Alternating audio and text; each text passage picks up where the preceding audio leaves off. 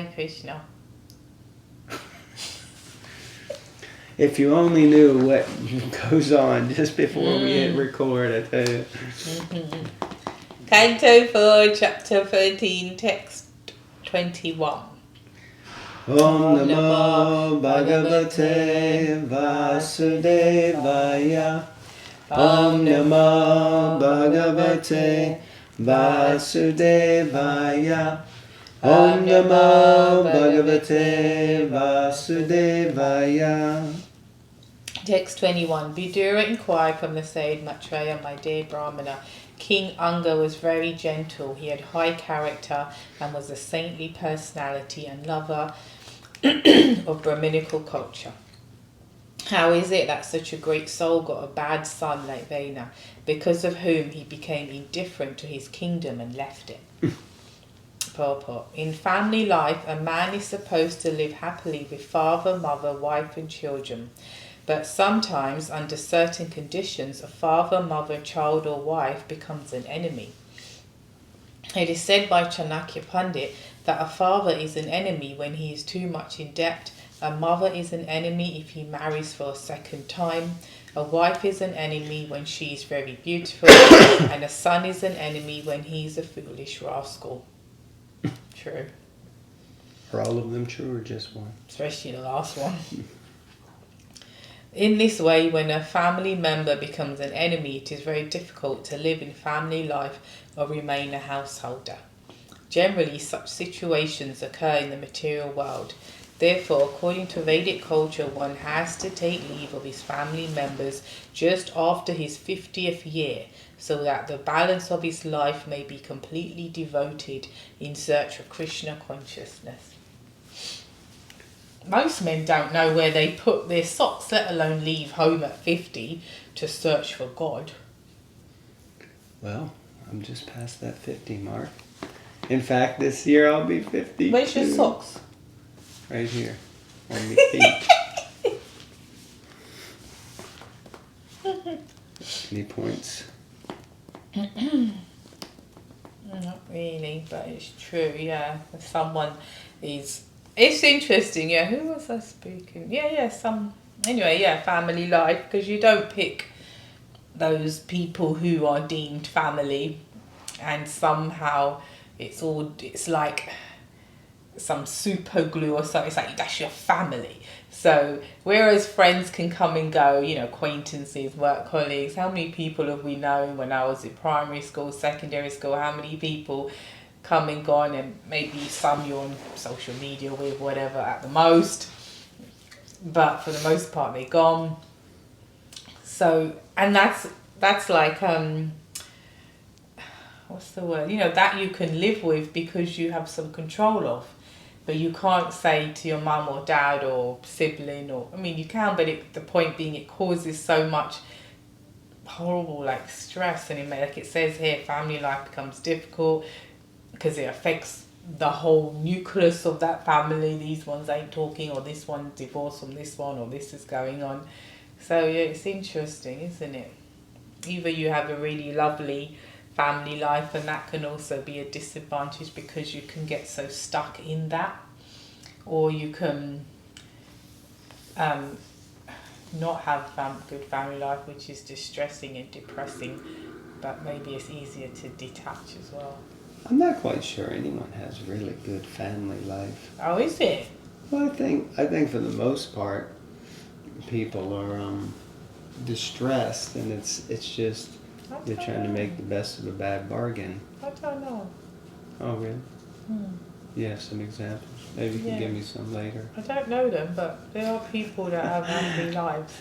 Have what? No, I mean, family life is stressful. It's difficult. Yeah. You have There's always some difficulty. Yeah. There's always some disagreement. In every family, there's the auntie or the cousin or the nephew or the uncle. The weird uncle. Whatever it is. Okay. There's something, and people have their things, and it's just in the most pious of families, and the wealthiest of families, and the poorest of families. There's just relationships in the material world, especially in Kali Yuga. What to speak of Kali Yuga? Sorry, We often forget that the entire Bhagavad Gita is spoken because of a fratricidal war. That's a family war amongst pure devotees of God, and in the age prior to Kali Yuga. So there's always some difficulty. For God's sakes, Prahlad Maharaj, that was a different yuga. Of course, he was born in a family of demons, but Dhruva Maharaj, which we just finished reading about, is, I think, it's not isn't it? Yeah, I'm pretty sure it is Satya Yuga, and there was still difficulty within the family unit. Its relationships are very difficult, very difficult, very trying, very testing. But it's very purifying if we can figure out how to maneuver them. Yeah, it's not worth the jail time. Just go to God. Yeah, Bhagawan. Go to God. Go to God instead of the jail. Text 22. Vidura also inquired, how is it that the great sages who were completely conversant with religious principles desired to curse King Vena, who himself carried the rod of punishment and thus awarded him the greatest punishment, Brahma Shapa. Brahma Shapa. Interesting.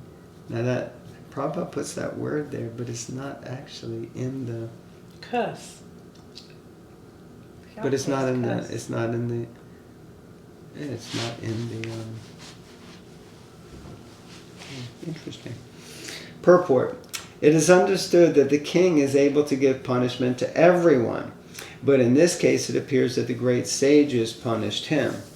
The king must have done something very serious. Otherwise, how could the great sages, who were supposed to be the greatest and most tolerant, still punish him in spite of their elevated religious consciousness? It appears also that the king was not independent of the Brahminical culture. Above the king was the control of the Brahmanas, and if needed, the Brahmanas would dethrone the king or kill him, not with any weapon, but with the mantra of a Brahman, with the mantra of a Brahma Shapa. Well, there it's Brahma, not Brahmana. Brahma Shapa. The Brahmanas were so powerful that simply by their cursing, one would immediately die. So this is very powerful because it relates to something I often use in different talks where we speak about the power of the word. And in bygone ages, you didn't need solicitors or lawyers to sign contracts. I remember in America growing up, it was like, it was a handshake agreement. Or someone gave their word, and their word was good. It was a man is as good as his word. So whatever you say, you do. So it's explained that the Brahmanas in general were so potent that whatever they spoke manifested. So if they give blessings, may you be healed, may you be prosperous, may you be this, then that would come because their integrity was so high that whatever they spoke became manifested. So in this situation, you can see that, which they didn't very often do, and we're going to hear this story of Vena, King Vena. And just simply by their saying, be dead, he was dead, It's very powerful. Brahma Shapa. Well, we were, my mum always used it. In Gujarati they call it shap. What's shap? Curse. Oh. Yeah. I don't know why she used to use that. I'm trying to think. See, that's how you forget things. But is that what happened? She was always cursing you. No, but she used to warn us about people. Oh, I see. Yeah. Yeah.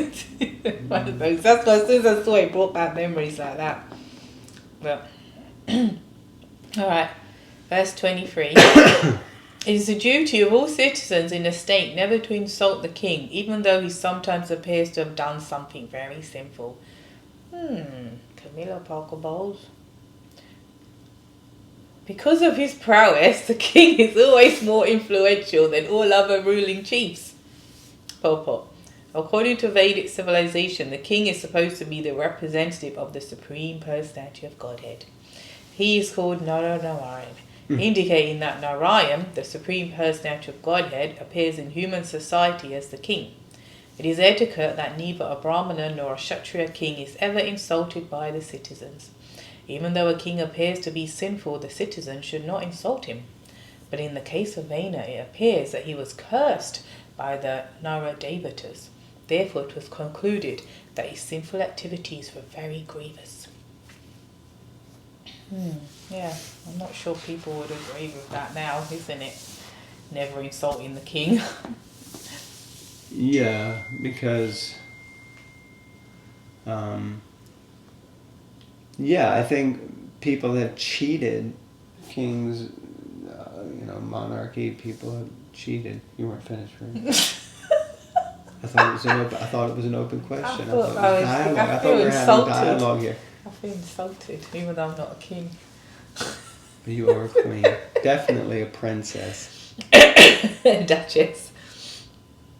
Anyway, that was the point. People, it just goes to show that the king held so much weight and was seen as, it says here, representing the Supreme Personality of Godhead, actually appearing in human form, society as the king. But it's interesting because those of you who know something about the former Queen Elizabeth II, you know that she was extremely pious, in that she did feel it was ordained by the Lord to do what she was doing, and she vowed to do it until her final breath, which she did as well.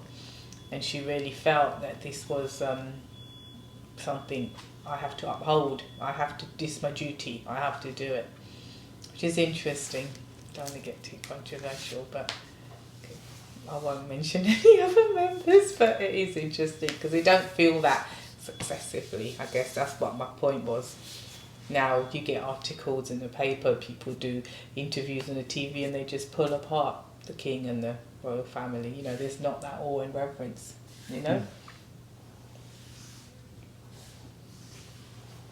That's all I've got to say. Okay. Yeah, I think on that point, my comment was just that, because the monarchies have cheated for so long, they're empowered as the direct representatives of God in order to protect. But what we see is that they wind up manipulating, cheating, and deriding, exterminating, doing so many nasty and atrocious things. And what to speak of if they do something sinful? It's more like, will they ever do anything pious? I'm not saying now, but in the past and in the lineage in the UK for sure, just you see what kind of things they got up to. And, so people are now, leaders now are perpetually under scrutiny. That's it, because they've not been checked for so many centuries that now this is the century of keeping leaders in check. They're not checking themselves, they're not checked by some higher power. The Brahmins are meant to keep them in check, as you see here, but there are no Brahmanas, so now Facebook keeps them in check, Twitter keeps them in check, the internet keeps them in check. Yeah. And the whole groups come together and create a checking force, so like Supreme checkers. The supreme checkers. Okay, I think we'll conclude there. All right. And we thank you all very much for tuning in. Please like, comment, share, subscribe. Hare Krishna. Hare Krishna. Grantaraj Srimad Bhagavatam Ki Jai.